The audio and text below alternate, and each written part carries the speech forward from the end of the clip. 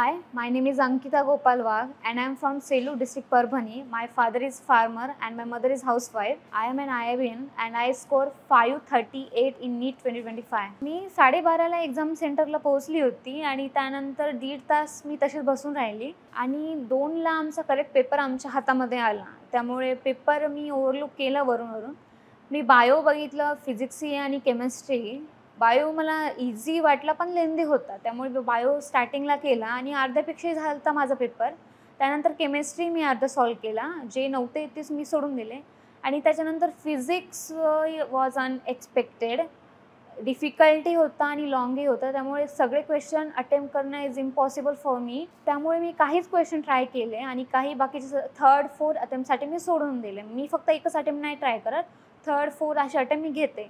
त्यामुळे माझा खूप सारा पेपर होऊन गेला होता, पण फक्त 1 घंटा राहिला होता आणि माझा फिजिक्सचा अर्ध्यापेक्षाही जास्त क्वेश्चन राहिले होते आणि OMR फिल करण्याची राहिले होते. त्यामुळे मी OMRमध्येही मिस्टेक केली, बबलिंगमध्ये खूप फास्ट केलं.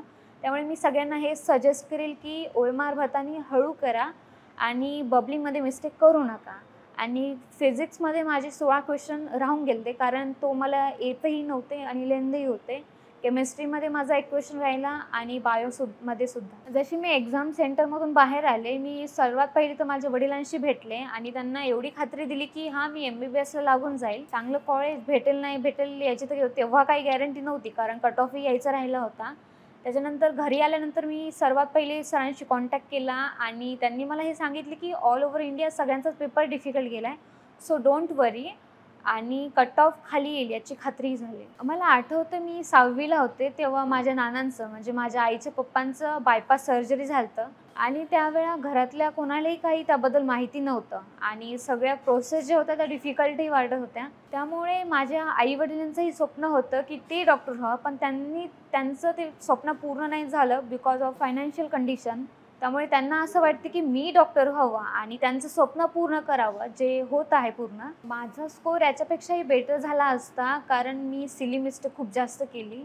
मला जो क्वेश्चन येणारे होते तेही मी चुकवले, कारण घाई गडबड मी जास्त करत होते आणि ते स्टार्टिंगपासूनच मी जेव्हा मॉक टेस्ट चालू होत्या तेव्हाच करत होते. आणि पुढच्या जे नीट ॲस्पिरंट आहे मी त्यांना हे सांगेल की तुमचे जे मॉक टेस्ट आहेत त्यामध्ये घाई गडबड बिलकुल करू नका.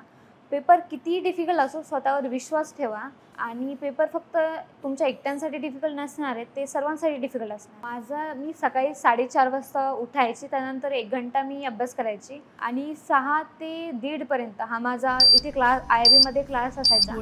त्याच्यानंतर घरी गेल्यानंतर 2 ते